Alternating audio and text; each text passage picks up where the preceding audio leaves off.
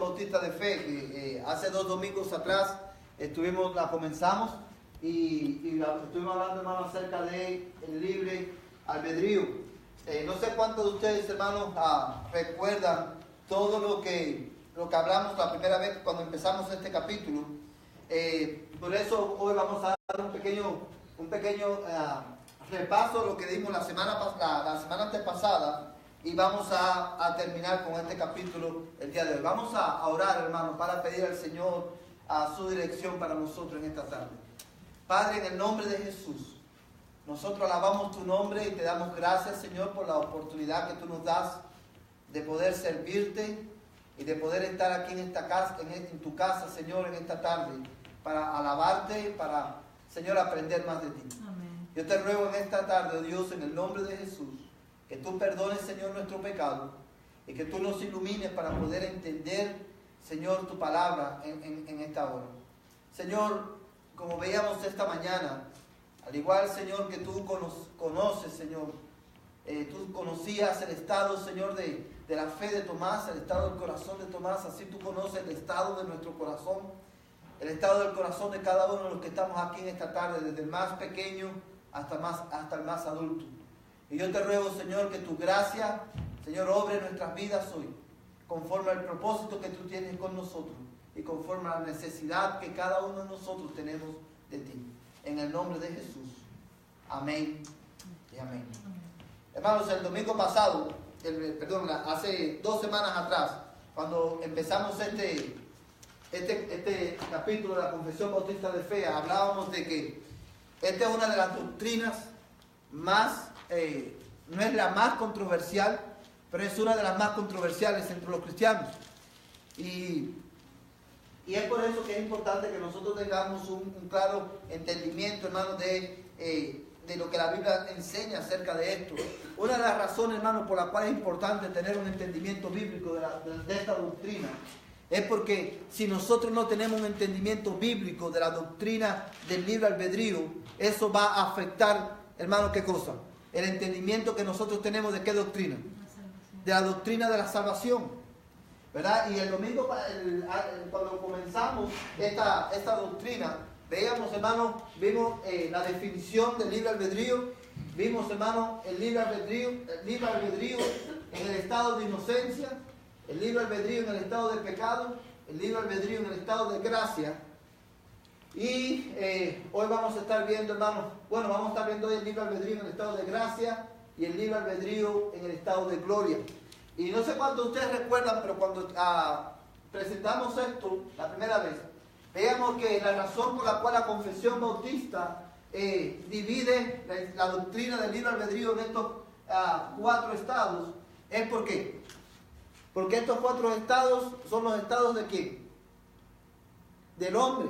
¿Verdad? Por cada uno de esos estados el hombre ha pasado y pasará, ¿verdad? Los cristianos, todos los hombres, o sea, Adán y Eva, estuvieron en este estado, en estado de inocencia, después ellos pecaron y toda la raza humana vino a permanecer en este estado de pecado. Los cristianos estamos en el estado de ¿qué? De gracia, y estaremos en el estado de gloria.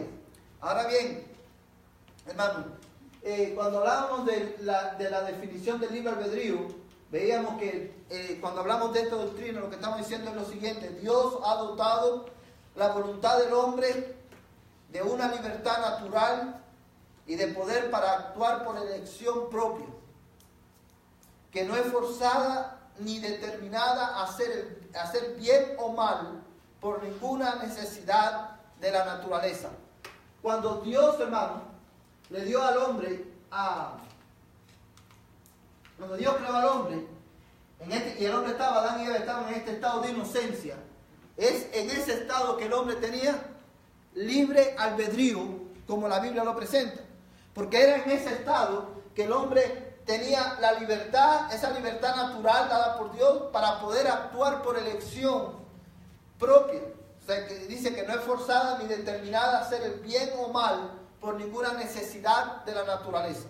De manera que Adán y Eva cayeron de ese estado de inocencia al estado de pecado por elección propia. ellos decidieron desobedecer a Dios, porque como veíamos en esta mañana, ¿por qué Adán y Eva desobedecieron a Dios y comieron del fruto que Él les dijo que no comieran? Porque ellos no creyeron, ¿qué cosa? La palabra de Dios, por incredulidad. Ahora bien, a partir de ese momento, hermano, el hombre, toda la raza humana, vino a caer en este estado de pecado. Y quiero, hermano, a ver con ustedes dos cosas que quedan implícitas, hermano, dos implicaciones de esto. Y es que el hombre, en su estado de inocencia, hermano, no es forzado por factores externos a actuar, ni tampoco ahora. El hombre no es forzado por factores externos a actuar, y aun cuando hoy nosotros estamos bajo, hermano, el hombre ha perdido el libre albedrío, en ese sentido el hombre natural, aún así el hombre es responsable por sus hechos. ¿Usted entiende eso, hermano? Ahora, no sé si usted se acuerda que la razón por la cual muchos pueden decir, bueno, pero si el hombre es esclavo del pecado y no tiene no puede decidir de alguna manera, o sea, siempre sus decisiones van a estar inclinadas al mal, ¿por qué Dios lo hace responsable? Si al final es esclavo del pecado. Y la razón, hermano, por la cual Dios hace al hombre responsable, y el hombre es responsable por sus hechos, ¿por qué es? Porque Dios, cuando creó al hombre, lo creó ¿con qué? Con la capacidad de tomar decisiones libremente. Y el hombre perdió esa libertad natural cuando pecó. Pero al ser creado con esa libertad, hermano, de tomar decisiones, Dios nos hace responsables por cada una de nuestras decisiones. Cuando hablábamos de este aspecto, poníamos el ejemplo, por ejemplo, de Judas Iscariote. Judas fue el hombre que entregó a Jesús. Era necesario que alguien entregara a Jesús para que Jesús pudiera morir, y al morir poder así llevar a cabo ¿qué cosa? El plan de redención. Ahora bien, para que Cristo muriera, tenía que haber sido entregado, alguien tenía que entregarlo, y Dios usó a Judas. Pero Dios lo que hizo fue usar la maldad que ya había en el corazón de Judas para llevar a cabo su propósito. Ahora, Judas no entregó a Cristo porque Dios lo obligó o lo forzó a entregar a Cristo. No, simplemente Dios usó el mal ya existente en su corazón para que él entregara a Jesús. Ahora, por eso que él hizo, Judas es responsable delante de Dios. ¿Por qué? Porque Dios creó a todos los hombres con la libertad de tomar decisiones, pero la perdimos cuando pecamos, ¿verdad? Ahora bien, hermanos, eso fue lo que vimos en el libre albedrío en el estado de inocencia, vimos el libre albedrío en el estado de pecado, y quiero solamente hablar algo acerca de esto, porque esto es muy importante. Y es que cuando hablamos del libre albedrío en el estado de pecado, estamos diciendo que la voluntad del hombre no es el factor determinante en la aplicación de la salvación. Como el hombre, hermano, es esclavo del pecado, su voluntad, hermano, no es la que determina en la aplicación de su salvación. ¿Usted entiende eso, hermano? ¿Qué es lo que significa eso? Eso significa que el hombre, hermano, por sí solo, por voluntad propia, no puede salvarse a sí mismo. ¿Por qué? Porque su voluntad es esclava del pecado. Y porque nuestra voluntad es esclava del pecado, es que nosotros, hermano, el hombre natural, sin Cristo, constantemente está, ¿qué cosa? Rechazando a Cristo. Hermano, se empeña en rebelarse en contra de Dios. ¿Por qué? Porque sin la influencia de fuerzas externas, el hombre, por su naturaleza pecaminosa, se rebela en contra de Dios. No, hoy, hermano, no es el diablo el que nos hace pecar a nosotros. Nosotros pecamos, ¿por qué? Porque somos pecadores. Y esto es bien importante que lo tengamos presente, hermano. Y otra de las implicaciones, una implicación de esto, hermano, es que la fe y el arrepentimiento son un regalo de Dios. Si Dios no nos da fe, nosotros no podemos creer. Si Él no nos guía al arrepentimiento, no podemos arrepentirnos de nuestros pecados. Ahora bien, hermano, vamos a ver estos textos bíblicos, los vimos en la semana antepasada, pero solo quiero que veamos Hechos 11:18 y Juan capítulo 1, verso 12 al 13.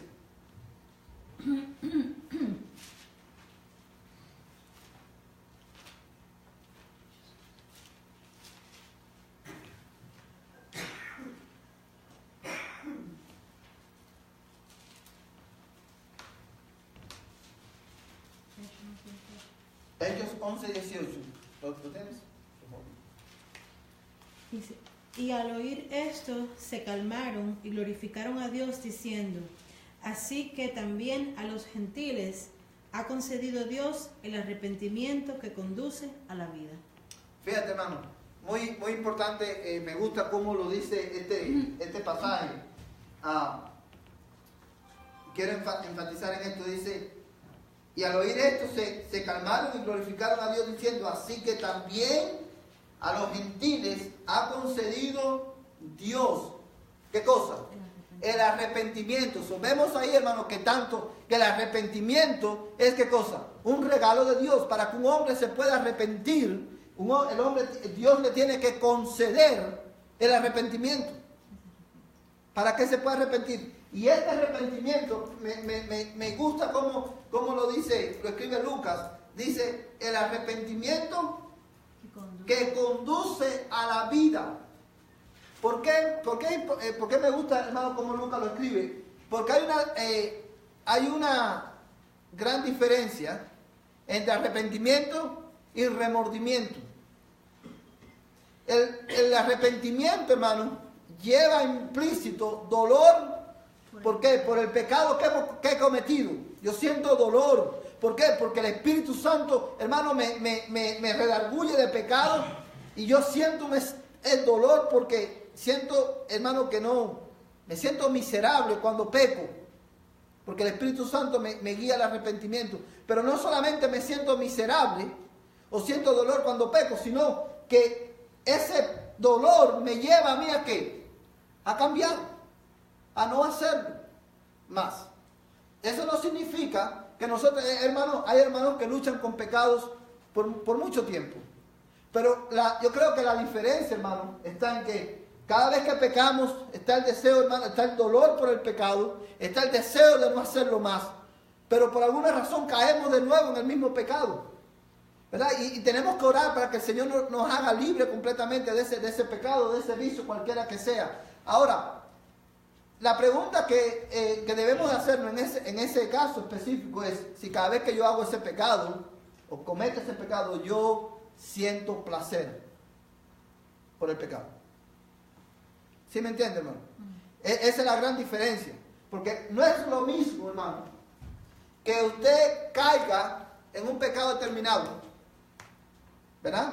Hay hermanos, como le digo, que luchan con vicios, luchan con miles de problemas, hermano. Y usted ve que ese hermano está luchando y ese hermano lucha. Si usted está en esa situación, usted lucha. Usted se siente tentado y usted lucha y usted lucha y usted lucha. Pero llega el momento, hermano, que perdió la lucha y cayó. Y en ese momento usted siente dolor y dice, Señor, ayúdame porque no quiero volverlo a hacer. Y eso es evidencia de que de gracia en tu vida. Pero cuando una persona, nada más que en la primera oportunidad que tiene, se entrega a ese vicio, a ese pecado, eso no es ¿qué cosa? Arrepentimiento. ¿Sí me entienden, hermano? Ahora, hay algo, hermano, y es que el remordimiento simplemente trae dolor por lo que he hecho. Pero no me lleva al cambio. Y el ejemplo de eso perfecto, ¿quién es? Judas Iscariote. Judas negó a Cristo de la misma manera, o lo voy a decir de otra manera. Judas traicionó a Cristo de la misma manera que Pedro traicionó a Cristo. Tan traidor es Judas como es Pedro. Pero Pedro se arrepintió, ¿verdad?, de su pecado. Dice la Biblia que Pedro, cuando cantó el gallo, ¿qué pasó? Lloró amargamente. ¿Por qué? Porque sintió dolor por lo que hizo. La palabra de Cristo y la mirada de Cristo lo confrontó y el Señor le concedió arrepentimiento. Pero Judas dice que después que hizo lo que hizo, fue y le entregó a devolver el dinero.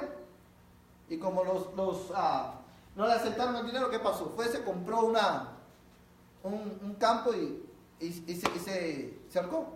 ¿Por qué se ahorcó Judas? Por el remordimiento que sentía de haber entregado a Cristo.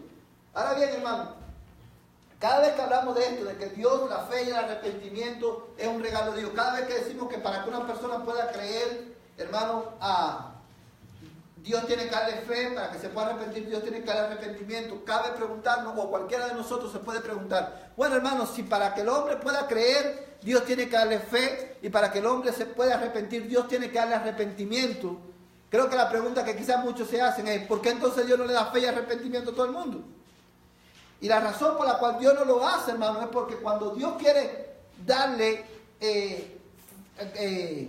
fe y arrepentimiento a una persona, Dios, ¿qué es lo que está haciendo Dios con esa persona? ¿Cómo? Le está dando su gracia. Dios está glorificando su gracia en esa persona, que mereciendo condenación eterna, Dios le está dando gracia, le está dando fe para que pueda creer, y le está dando arrepentimiento para que se pueda arrepentir. Pero cuando Dios decide no hacerlo, Dios está, ¿qué cosa? Glorificando, exaltando su justicia, porque le está dando a ese hombre lo que el hombre merece. Nosotros batallamos con este concepto, hermano, porque nosotros por muchos años nos hemos hecho un Dios a nuestra imagen. Y pensamos que Dios, porque Dios es Dios, Él está obligado a hacer todo lo que nosotros pensamos o lo que nosotros imaginamos que Él debe hacer. Bueno, si Dios es un Dios tan bueno, ¿por qué no le concede a todos arrepentimiento y fe? ¿Verdad? Bueno, es que Dios es un Dios justo también. Y ahora, hermanos, si Dios tuviera que darle a todos los hombres fe y arrepentimiento, ya entonces la salvación ya no es... ¿Por qué? Por gracia. Porque ya Dios no sería Dios. Es importante cada vez que hablamos de esto que nosotros tengamos en cuenta, hermano, el concepto de fe, de arrepentimiento y cómo eso juega en la soberanía de Dios. Dios es Dios y Dios no es como nosotros. Y eso es muy, muy importante que nosotros tengamos en cuenta, hermano. ¿Verdad? Porque muchas personas nos preguntan, bueno, pero ¿por qué si Dios es un Dios de amor, o Dios es un Dios tan bueno, ¿por qué no le concede a todo el mundo? Porque es que Dios es un Dios justo también. Y hermano, es un concepto duro de interiorizar, pero es como Dios se ha revelado en su palabra. Y la otra cara de esta moneda es que Dios, por un lado, ¿sabe? Es verdad que Dios, para que el hombre se arrepienta, Dios tiene que darle guiarlo al arrepentimiento, tiene que darle fe para que pueda creer, porque ese hombre está esclavo por el pecado, esclavo del pecado, de una naturaleza vendida al pecado. Pero si Dios aun cuando Dios no le da, hermano, al hombre la fe y el arrepentimiento para que pueda creer y se pueda arrepentir, el hombre nunca podrá presentarse delante de Dios y decirle, yo no creí porque tú no me diste fe, yo no creí porque tú no me arrepentí, porque tú no me guiaste al arrepentimiento. No, ¿por qué? Porque el hombre aún en ese estado es, ¿qué cosa? Responsable delante de Dios.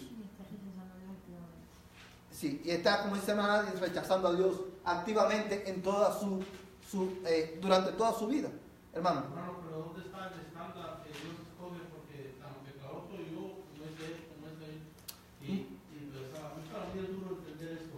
Muy buena pregunta, hermano. ¿Cuál es el estándar por el cual Dios escoge a unos y a otros? No, es porque Dios quiso, hermano, porque Él quiere escoger a algunos, basado no en los méritos de esa persona, sino en los méritos de su gracia.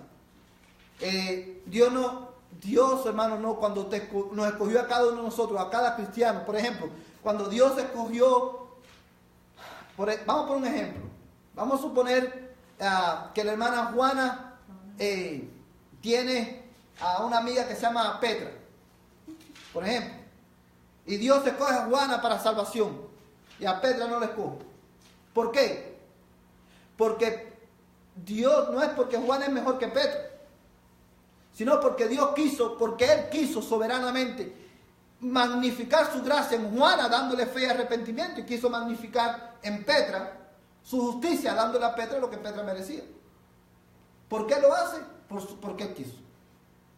Y eso, hermano, es lo que más a nosotros nos choca. ¿Por qué, hermano? Porque nosotros, eso nos confronta con una realidad. Nosotros no podemos manipular la salvación de nadie, ni nuestra propia salvación. Y nosotros no estamos en control de la salvación. Y es por eso que nosotros batallamos tanto con ese concepto.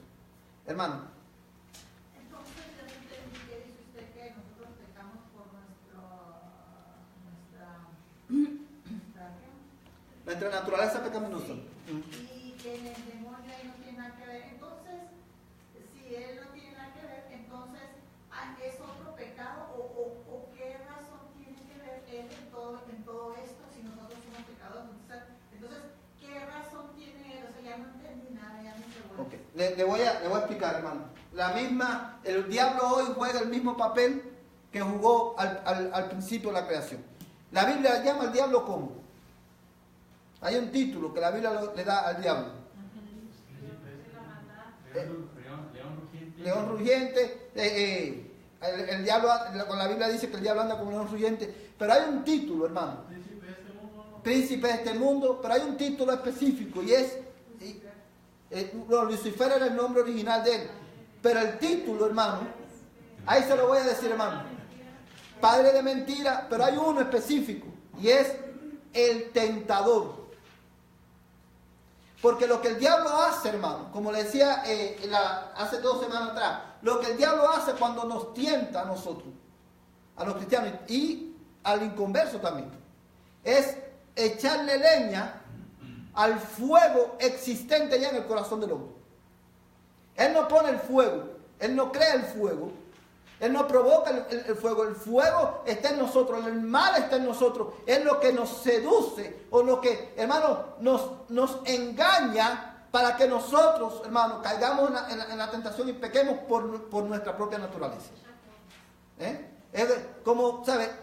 Camán, o sea, no, le dice, ¿cuántas veces a usted no le ha pasado? A mí me ha pasado. Como le dijo Adán y Eva. Exacto, con que Dios os ha dicho que no comáis de todo árbol del fruto. De todo árbol del huerto. Y cuando a Eva le responde, él le dijo, no van a morir, sino que sabe Dios que el día que de él comieren, serán, ¿qué cosa? Como dioses, sabiendo el bien y el mal. Pero el diablo, la serpiente, hermano, no tomó el fruto, agarró a Eva por el cuello, abre la boca, toma. No, Eva, de su voluntad, tomó el fruto y le dio a su marido que estaba ahí también con ella. Y lo mismo pasa hoy. La Biblia dice, hermano, que nosotros somos tentados cuando somos de nuestra propia, ¿qué? Concupiscencia, nuestra propia naturaleza pecaminosa. El diablo lo que hace, hermana, es echarle fuego allá el mal que hay en nosotros. Leña el fuego que hay en nosotros. Pero es por eso, hermano, que fíjese si esto es importante. Un mal entendimiento de esto es lo que nos lleva a nosotros a echarle la culpa de todo ¿a quién? Al diablo. No, fue el diablo que me tentó. Sí, el diablo te pudo haber tentado, pero el que tomó la decisión de hacerlo, ¿quién fue? Fuiste tú, impulsado ¿por qué? O inclinado por tu naturaleza pecaminosa. Cuando nosotros hablamos, hermanos, del libre albedrío, es importante que nosotros tengamos en cuenta algo. Y es, hermano, que cuando decimos que el hombre no tiene libre albedrío, lo que estamos diciendo es que el hombre no tiene la libertad natural, perdió la libertad natural de escoger ¿qué cosa? El bien. Obviamente los hombres inconversos tienen el poder, la libertad de ¿qué? De hacer cosas buenas. Tienen la libertad de, por ejemplo, de escoger qué trabajo van a trabajar, qué color de carro quieren quieren comprar, qué casa, en qué casa quieren vivir, en qué estado quieren vivir. Esas son decisiones que hacemos ¿quiénes? Los hombres. Todos los hombres tenemos esa libertad natural. Ahora, lo que no podemos por nosotros mismos es ¿qué cosa? Escoger por Dios o buscar lo bueno. Y esto, hermano, nos lleva a otra cosa. Uno de los mayores defensores del libre albedrío, de que los hombres tienen libre albedrío, somos precisamente ¿quiénes? Los cristianos. Y ahora piensa por un momento. Si nosotros tuviéramos realmente ese libre albedrío que muchos cristianos dicen que tenemos, hermano, nosotros perdemos de vista que en la misma medida que nosotros afirmamos que tenemos libre albedrío, en esa misma medida estamos haciéndonos más culpables delante de Dios. ¿Sabes por qué? Porque si tenemos libre albedrío para hacer lo bueno por nosotros mismos, ¿por qué razón nosotros no lo hacemos?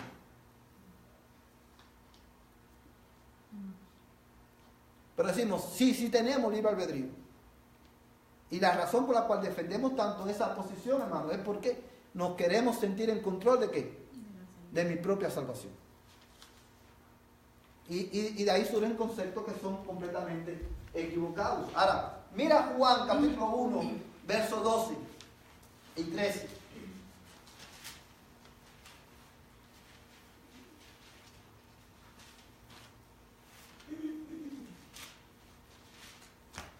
¿Quién no tiene, hermano?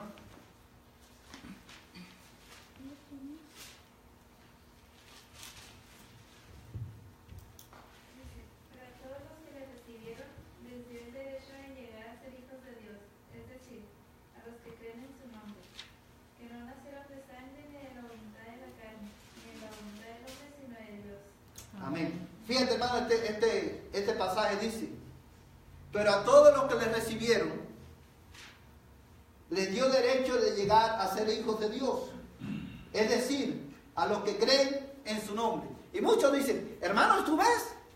Ahí dice que a todos los que le recibieron, Dios le dio el derecho de ser hijo de Dios. Si la persona lo recibe, Dios le da el derecho de ser su hijo. ¿Verdad? Es la decisión de la persona, porque dice a todos los que le recibieron. Pero sigue leyendo, cuando seguimos leyendo el texto, nos damos cuenta que aquellos que le recibieron, ¿quiénes son? Yo quiero ver si usted lo descubre. ¿Quiénes son los que le recibieron, a los cuales Dios les dio potestad de ser hechos hijos de Dios? A los que Dios quiso. Pero, ¿qué es lo que dice el texto? O sea, Dios le dio la potestad a los que le recibieron de llegar a ser hechos hijos de Dios. Pero el texto te está describiendo quiénes son esos que le recibieron. ¿Cómo termina el verso 11? Perdón, el verso 12, ¿cómo termina? A los que creen en su nombre. ¿Quiénes son los que le recibieron? Los que creen en su nombre. Los que tuvieron fe para abrazar el mensaje de salvación y arrepentirse de su pecado. Ahora, ya sabemos que los que le recibieron son los que creen en su nombre. ¿Y quiénes son los que creen en su nombre? Mira el verso 13. Dice que no nacieron de sangre, ni de voluntad de carne, ni de la voluntad del hombre, sino ¿de quién? De Dios.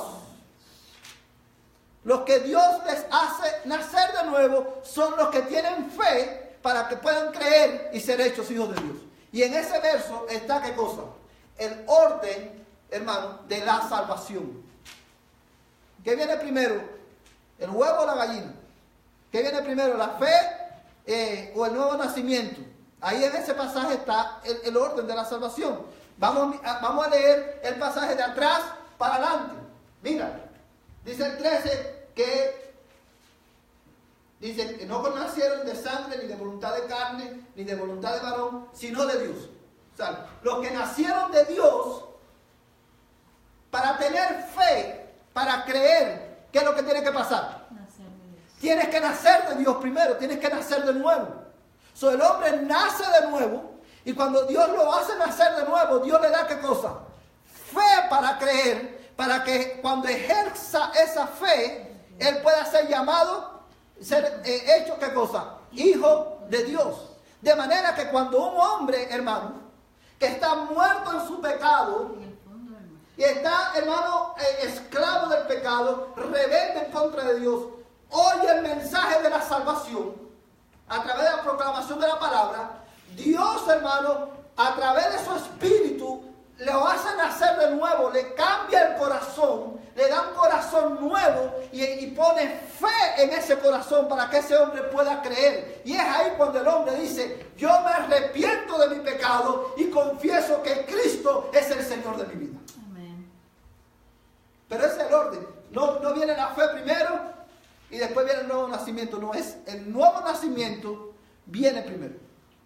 Después viene la fe. Y eso, hermano, es lo que lleva al hombre a identificarse con Cristo. ¿Verdad? El texto lo dice, hermano, hermanita. Pero aquí dice, más a todos los que lo recibieron, los que tienen su nombre, pero aquellos que lo recibieron, que no los escogió antes. Exactamente. Y a los que Él escogió antes, Él los hace nacer de nuevo. A los que Él hace nacer de nuevo, es a los que Él escogió ante la fundación del mundo. Ese texto específico no menciona la elección, solamente está explicando cómo una persona llega a ser hecho hijo de Dios. Pero la base de todo eso es la elección soberana e incondicional de parte de Dios. ¿Sí lo entienden, hermano? Porque dice la Biblia claramente que Dios nos escogió ¿cuándo? Antes de la fundación del mundo, hermano. Cuando dice la Biblia, cuando ni siquiera habíamos hecho ¿qué cosa? Ni bien ni mal. Dios nos escogió. Dios decidió. A Él le plació salvarte a ti. Porque Él quiso. Ahora, Él te escogió ante la fundación del mundo para salvación. Ahora, ¿cómo Él aplica esa salvación? De la manera que Juan capítulo 1 verso 12 al 13 dice. Hermano. Okay, bueno, entonces, por ejemplo, las personas que han venido, que han escuchado y que ya no regresan, ¿Dios está obrando en ellos? O sea, para aplicar eso que escucharon. Bueno, hermano, nosotros creemos, a la luz de la Biblia también, por todo lo que nosotros vemos en la Escritura con relación a eso. Y esto es muy buena pregunta. Puede pasar dos cosas, hermano. El hecho de que una persona venga a la iglesia y escuche el mensaje de salvación y se vaya y no venga más, nosotros no podemos decir, esa persona no es, ¿qué cosa? Elegida para salvación. Si le predicamos el evangelio a una persona y esa persona por muchos años no constantemente rechaza el evangelio, yo no puedo dejar de predicarle y decir, esa persona no es elegido. ¿Por qué? Porque eso le corresponde a ¿quién? A Dios. Ahora, Dios, hermano, no obra con todas las personas de la misma manera. Muchas personas, hermano, vienen a la iglesia una vez, escuchan el mensaje, Dios lo guía al arrepentimiento, le da fe y esa persona empieza fielmente a buscarle al Señor. Otras personas toman años. Y otras personas, hermano, mire, el mismo mensaje que que Dios usa para a unos darle fe, es el mismo mensaje que a otros endurece. ¿Sí se había dado cuenta de eso, hermano? El mismo mensaje. Usted predica el evangelio a todas las personas. Usted le predica el evangelio a Julio y a Pedro. Y a Julio ese mensaje le produce fe y a Pedro lo endurece. ¿Por qué? Porque a Julio Dios le dio ¿qué cosa? Fe y arrepentimiento. Ahora nosotros no puede ser, hermano, que una persona que venga a la iglesia, escuche el mensaje, no venga más, es decir, nosotros no podemos decir, esa persona no es elegida para salvación. Porque esa semilla que se sembró ese día, un día, hermano, Dios en su tiempo la va a hacer crecer. Si Él la va a hacer crecer. ¿Verdad? ¿Sí entienden eso, hermano? Pero una cosa que yo quiero que ustedes se queden claro en su mente, hermano, es que definitivamente el hombre, no hay manera, hermano, no hay manera de que nosotros podamos decir que el hombre tiene libre albedrío en el estado de pecado.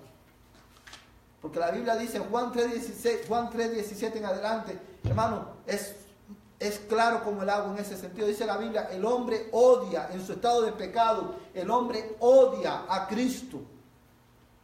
No es que no le interesa a Cristo, odia a Cristo y no viene a Cristo. ¿Por qué? Porque sus obras son malas. ¿Sí entienden, hermano? Ahora, En estos minutos que nos quedan, hermano, vamos a ver el libre albedrío en el estado de gracia.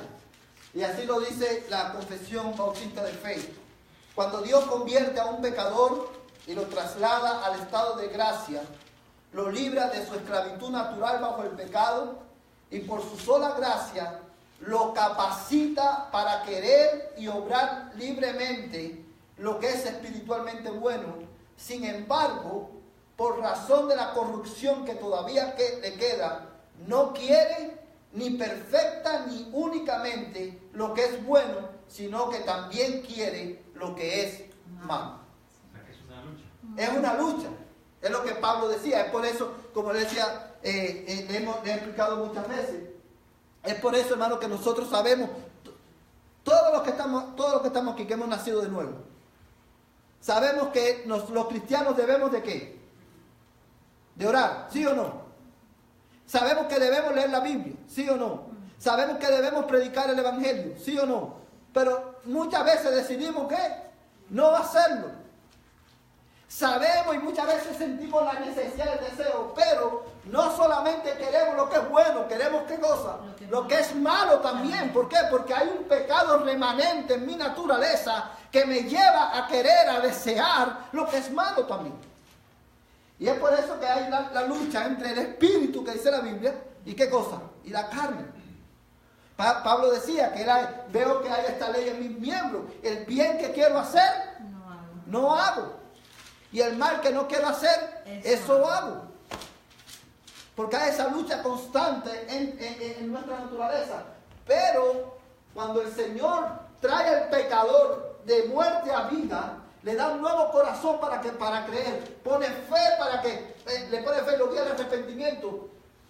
Como parte de la obra de redención, como parte del nuevo nacimiento, también está, hermano, que Dios lo capacita para usted poder querer buscar a Dios, para usted poder querer orar, leer la Biblia, obedecer a Dios, aunque tu obediencia y mi obediencia no va a ser perfecta. Ahora bien, esto nos lleva a dos verdades, hermano, a algunas afirmaciones que quiero hacer. La salvación es la obra exclusiva de Dios. La salvación es la obra exclusiva de Dios.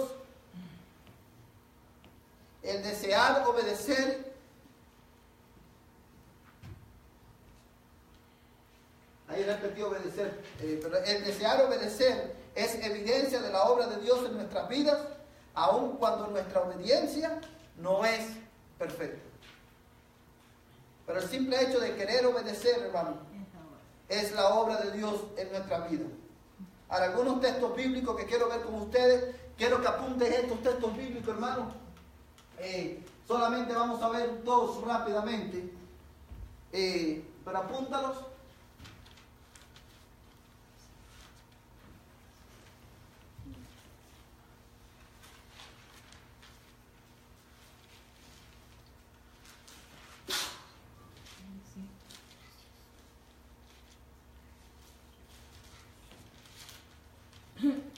Vamos a ver Juan 8:36.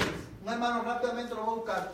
Y vamos a leer también Hebreos 13, 20 al 21.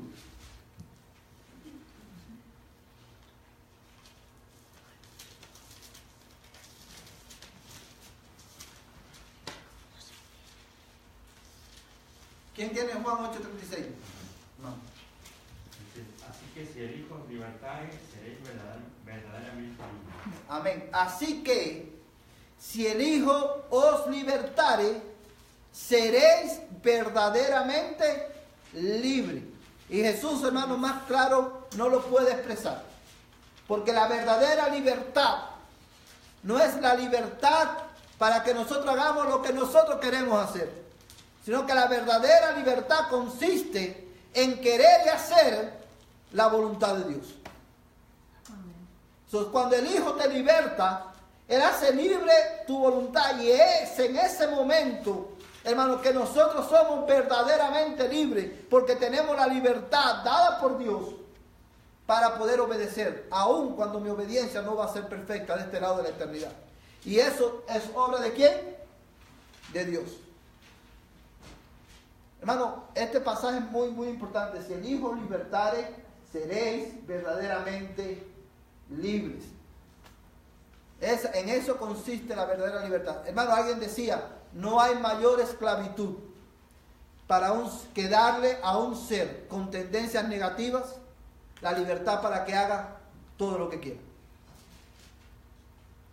Si a un cerdo usted lo suelta, hermano, para que haga todo lo que quiera, a un cerdo usted, hermano, lo saca de la finca, lo baña, lo viste, le echa perfume y le pone un lazo en el cuello, un lacito en el cuello, una corbata, y lo suelta de nuevo.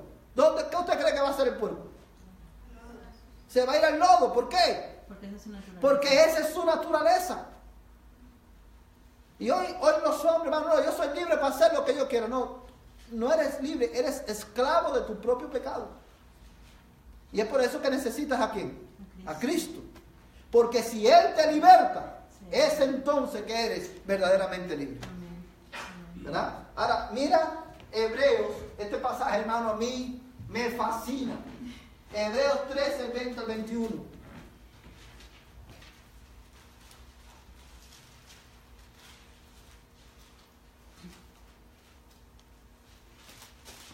Dice: y el Dios de paz, que resucitó de entre los muertos a Jesús nuestro Señor, el gran pastor de las ovejas, mediante la sangre del pacto eterno, os haga aptos en toda buena obra para hacer su voluntad, obrando Él en nosotros lo que es agradable delante de Él, mediante Jesucristo, a quien sea la gloria por los siglos de los siglos. Amén. Amén. Fíjate, hermano, este pasaje, cada vez que yo lo leo, me edifica, hermano, y me hace, pasajes como este, hermano, me hacen mirar a Cristo constantemente. Porque dice el autor a los Hebreos, fíjate el lenguaje que él usa, y él dice así de esta manera: y el Dios de paz, que resucitó de entre los muertos a Jesús, nuestro Señor, el gran pastor de las ovejas, mediante la sangre del pacto eterno, os haga, ¿quién? ¿Que nos haga qué? Actos. Hermano, buena obra para hacer su voluntad. Las buenas obras en las que nosotros, para las cuales el autor de los Hebreos está pidiendo que Dios nos haga actos, ¿cuáles son? Es el hacer, ¿qué cosa? Su voluntad. Esas son las buenas obras. El Dios, ¿sabe? El Dios de paz os haga actos para que en toda buena obra para hacer su voluntad. Y mira cómo lo dice: obrando Él. Lo único que hubiera hecho es darnos la oportunidad de un nuevo comienzo. Nosotros hoy estuviéramos perdidos. Porque nosotros no solamente necesitábamos que alguien pagara por nuestro pecado, nosotros no necesitábamos, hermano, una mejoría en nuestra vida. Nosotros necesitamos nacer de nuevo. Y no nacer de la carne, sino nacer del Espíritu de Dios. Y es por eso, hermano, porque nosotros tenemos esta lucha con el pecado, y aún estando, hermano, en el Señor, es por eso que es por eso que yo siempre le digo a la iglesia, nosotros necesitamos constantemente escuchar ¿qué cosa? El Evangelio. Nosotros, hermanos, necesitamos ser recordados de las verdades eternas que salvaron nuestras almas, porque cuando somos recordados del Evangelio, eso nos hace ¿a qué? A mirar a Cristo, hermano, y suplicarle: Señor, ayúdame en mi lucha con el pecado. Mi amor es frío, mi fe es débil, Señor. Yo acudo a ti, a tu justicia perfecta, como el único estándar, hermano, por el cual voy a ser aceptado delante de Dios. Amén. Tú eres mi esperanza. Amén. Y yo espero en el Señor, y es mi oración, que, hermano, cuando usted salga de aquí esta noche, usted salga con dos convicciones. La primera, usted salga convencido de cuán terrible es el pecado. Cuánto daño nos ha hecho el pecado. Y lo segundo, hermano, que usted salga con un, hermano, deseo de adorar a Cristo, un deseo ferviente de adorar a Cristo, porque lo ha hecho a usted recipiente de su gracia. ¿Cómo no poder cantar al Señor? ¿Cómo no poder adorarle, hermano? Ahora, por último, hermano, el libre albedrío en el estado de gloria. La confesión bautista dice de esta manera, hermano: Esta voluntad del hombre es hecha perfecta e inmutable, libre para querer solo el bien, únicamente en el estado de gloria. Inmutablemente. ¿Cómo? Inmutablemente. Inmutablemente, gracias. Inmutablemente libre para querer solo el bien, únicamente en el estado de gloria. O sea, mientras estemos de este lado de la eternidad, no vamos a ser perfectos, hermanos, no vamos a obedecer perfectamente, solo cuando seamos glorificados. ¿Cuándo vamos a ser glorificados? Cuando Cristo venga por nosotros. Mira conmigo este pasaje. Hebreos 12, 23.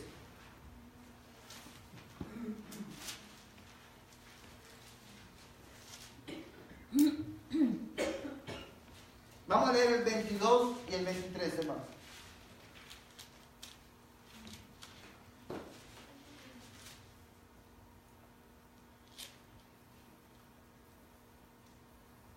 Yo lo voy a leer. Dice: vosotros en cambio, o sea, el autor a los hebreos está escribiendo ¿a quién? A los hebreos cristianos.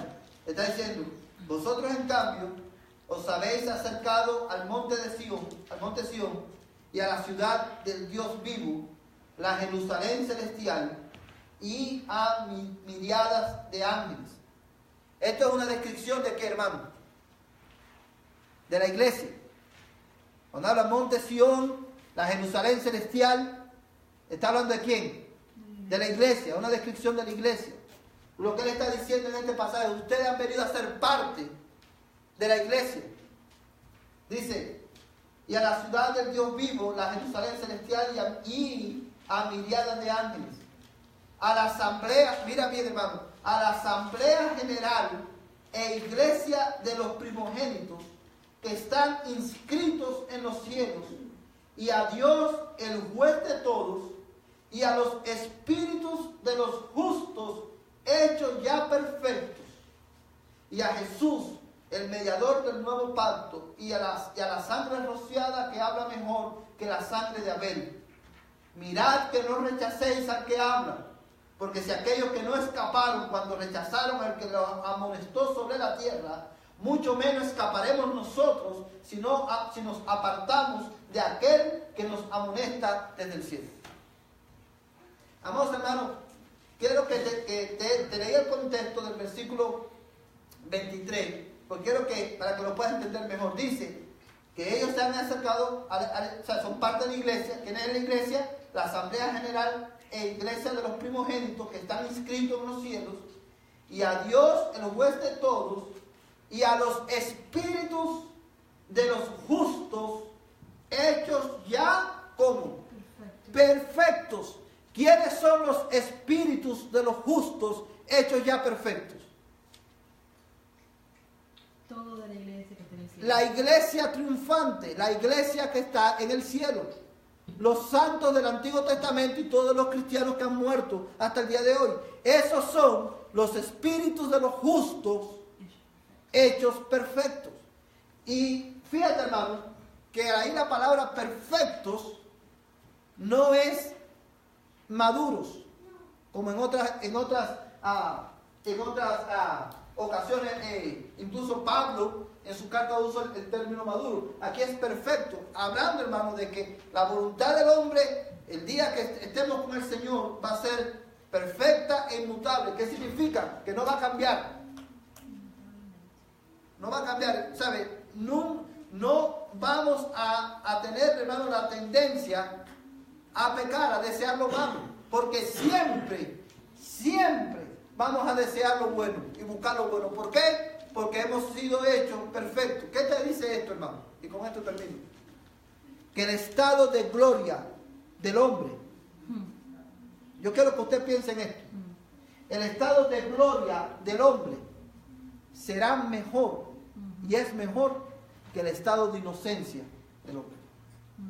Nosotros vamos a tener un estado mejor que el que tuvo Adán y Eva, porque el estado de gloria es excelentemente mejor que el estado de inocencia. Porque cuando Cristo venga por nosotros y nuestra voluntad, nosotros seamos glorificados, ya no va a haber más pecado en el mundo. Y nuestra voluntad siempre, siempre, siempre, incambiablemente va a desear y hacer perfectamente la voluntad de Dios. So, libre albedrío tendremos nuevamente cuando estemos con Cristo. Perfectamente. ¿Verdad? ¿Cuánta bendición el Señor nos ha dado, hermano? ¿Cómo está eso que cuando estemos con el Señor va a tener libre albedrío? Se acaba de decir usted que nada más vamos a querer lo bueno. Porque vamos a ser libres perfectamente para hacer lo bueno, hermano. Sí, pero o sea, ya nada más vamos a querer hacer lo bueno, pues ya no.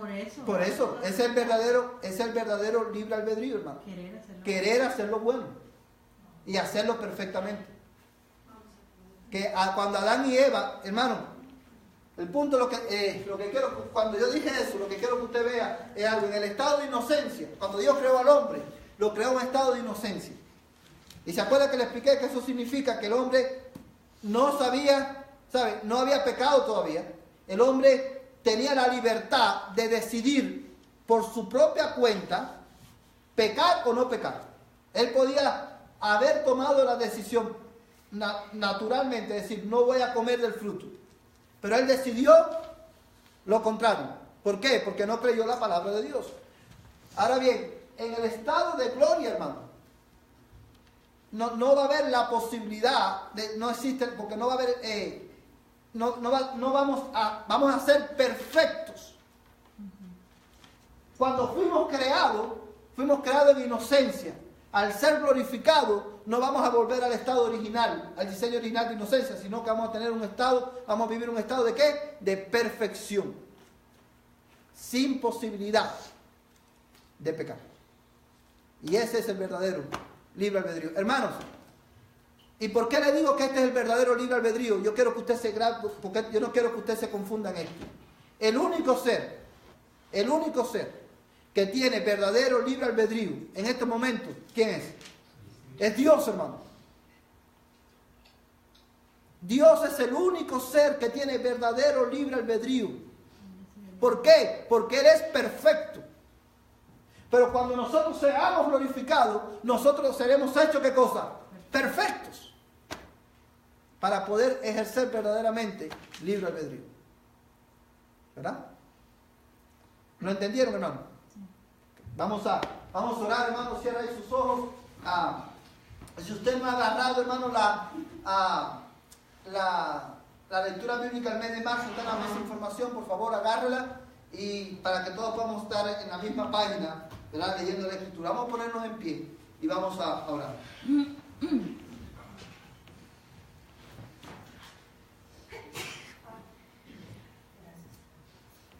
Hermano Oliva, despídanos en oración, por favor, hermano. Padre nuestro que estás en los cielos, en la tierra, en todo lugar, te damos gracias porque nos permitiste estar aquí. Ahora, Señor, te pedimos que nos despidas en paz y que asimilemos todo lo que aquí se ha hecho, se ha dicho y que lo pongamos en práctica en nuestra vida diaria. Te pedimos un buen principio de semana para cada uno de nosotros y que al final de esta semana vengamos con entusiasmo el próximo domingo. Amén. Lo pido en el nombre del Señor Jesucristo. Amén. Amén. Que la gracia de Dios, hermano, sea con cada uno de ustedes. De esta manera estamos despedidos.